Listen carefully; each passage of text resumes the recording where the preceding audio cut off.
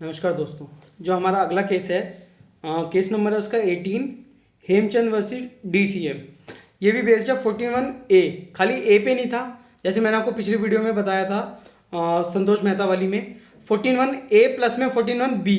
B बात करता है सब टेनेंसी की और ए बात करता है एरियर्स ऑफ रेंट की। तो किराया बाकी था, मकान मालिक ने कोर्ट में केस डाल दिया, एविक्शन पटिशन डाल दी। तो इस केस में जब एविक्शन पटिशन डाली गई तो जज साहब ने बोला कि भाई किराया तो 1 महीने का टाइम पीरियड दे दिया गया।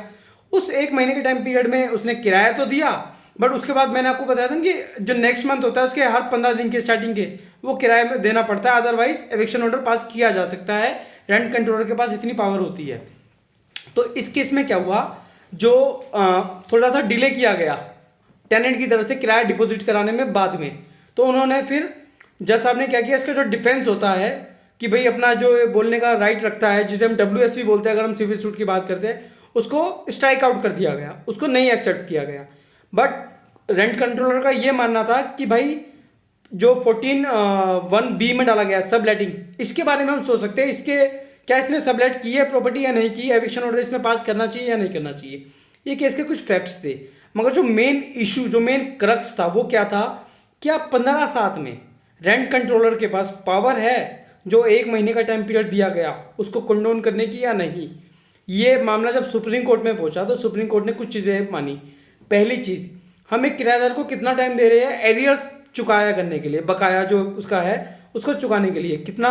पहले तो मकान मालिक नोटिस देता 2 महीने का टाइम पीरियड दे रहा है, उसके बाद जज साहब के पास जब एविक्शन पटिशन डाली जाती है, जज साहब भी 1 महीने का टाइम पीरियड दिए जा रहे हैं, तब भी वो किराएदार किराया नहीं दे रहा है। तब भी क्या एविक्शन ऑर्डर, एविक्शन पटिशन है, एविक्शन ऑर्डर उसमें रेंट कंट्रोलर पास कर दे इंस्टेंट या नहीं, क्या उसको कंडोन करे, क्या कुछ और टाइम पीरियड उसको दिया जाए या नहीं।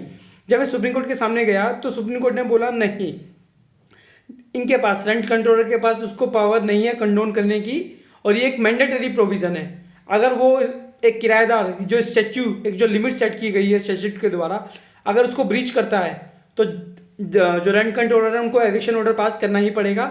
ये इस हेमचंद वाले केस में किया गया।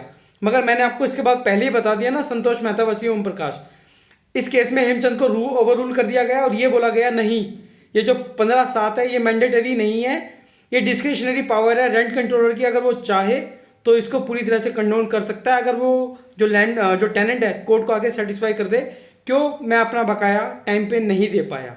तो ध्यान रखिएगा, अगर आपके एग्जाम में कभी भी कोई क्वेश्चन आए जिसमें पूछा गए कि 14(1)A में अगर एरियर्स ऑफ रेंट है, अगर एक किराएदार टाइम पे किराया नहीं दे पा रहा है, एविक्शन ऑर्डर जैसा आप 15/7 में डायरेक्टली पास कर देंगे या उसका ग्राउंड सुनेंगे, अगर एक वैलिड ग्राउंड देता है तो क्या इसको कंडोन किया जा सकता है, तो आंसर होगा यस। तो ध्यान रखिएगा, हेमचंद केस वाला ओवरऑल हो चुका है संतोष मेहता वाले केस से। धन्यवाद। और आप वीडियो को प्लीज़ लाइक शेयर तो कर दिया करो यार, एक लाइक तो बनता है ना, व्यूज़ तो दे दोगे बट लाइक कौन करेगा, आप ही लोग तो करोगे, प्लीज़ कर देना।